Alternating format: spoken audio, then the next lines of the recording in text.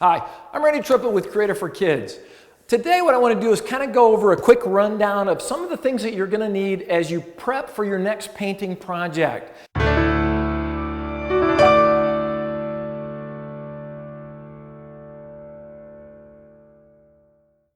These will be some of the tools that I use that just make the job easier. And always keep in mind, prep time is never wasted time.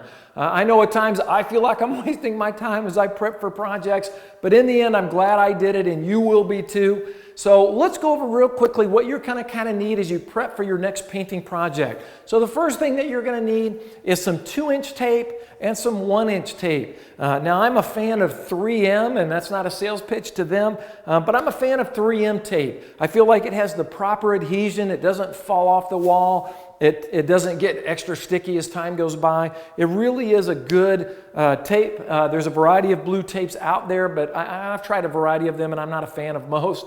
So get yourself some 2-inch and 1-inch tape. The other thing that you're going to need is a drapery knife. Now these come in a couple of different sizes. I just like the larger size. You're going to need this for occasionally if you need to trim some of your paper or tape or that kind of thing. You're going to want this with you. The other thing that you're going to want to have is a straight edge screwdriver.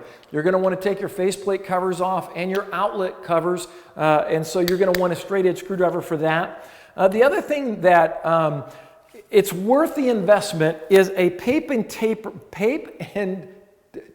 paper dispenser. Sorry about that. Tape and paper dispenser.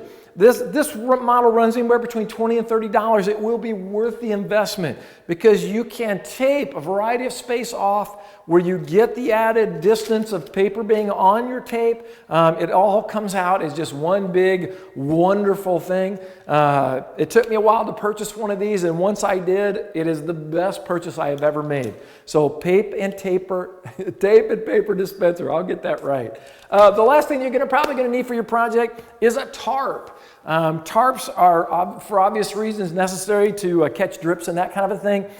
There are a variety of tarps. Now, I preference the 4 feet wide by 12 feet long tarps. I don't like the big 12 feet by 24. I'm not a big fan of those. I just like something to get along the wall. It's not too obtrusive, and so that's what I prefer. Now, I've got this all folded up. This particular tarp I like in particular because it has a no-slip surface on the back. You get your general canvas on the front, but on the back, they've got these rubber knobs here on the back that keep it from slipping on smooth surfaces. If you just have a drop cloth that's straight canvas and you're on a smooth surface, it really can be a slip hazard and a danger to your project. So see if you can find something that has a grip back to it that will not slip on smooth surfaces. So those are just some of the quick supplies that we use here. And then here's a quick process of how I do it. One of the things that you may want for your project, which I don't have up here, I've actually got on the floor in front of me, is you're going to want to tape off occasionally. If you have very nice floors that you don't want to even risk it, then get yourself some flooring paper. This is 3 feet wide. It comes in 166 foot long rolls. This is heavy duty paper that you can tape down that catches drips, protects your floors. It's just a wonderful product. It's fairly cost effective in my opinion. $13 gets you a roll, generally between $13 and $14 at your home improvement store, whatever one you like. So you can tape this down and it just covers everything. And then you don't really have to worry about a lot because everything is protected well. It doesn't work so well on carpeting. You can pull it off on carpeting. You just got to use some extra tape when you're securing it. But really, and particularly for any hard surfaces, it's great for that. So those are some of the things you're going to need. Now, as far as the process goes, I generally will go around and start by taking off all my faceplate covers and outlet covers. I do not like painting faceplate and outlet covers in part because they are plastic and paint just doesn't adhere well to plastic. And if you've ever seen a light switch plate cover that's been painted and somebody's had a lot of jewelry on as they've switched that switch up and down, they scratch the paint off the plate cover and that just doesn't look very appealing to me. And so I don't like painting those. I like that nice crisp look with my project when I'm done.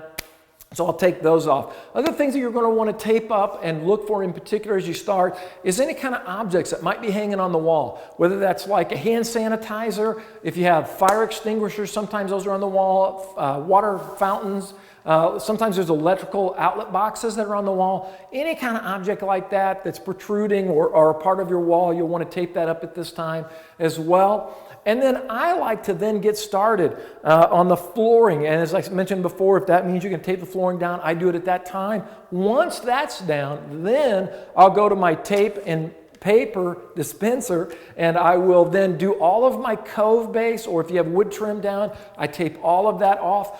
You know, I don't have a rag up here, but I always have a rag because sometimes a lot of dust settles on the top of your cove base or your wood trim.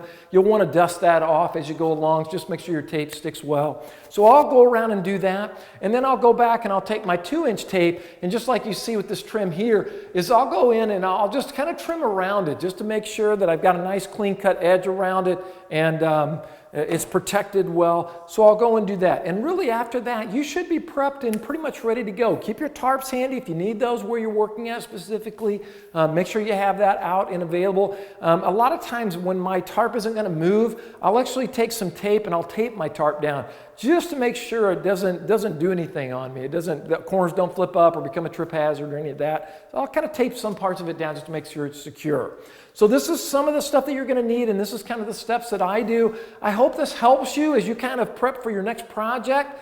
My name's Randy Triplett with Creative for Kids, and at Creative for Kids, we are painting pictures, telling stories, and reaching kids.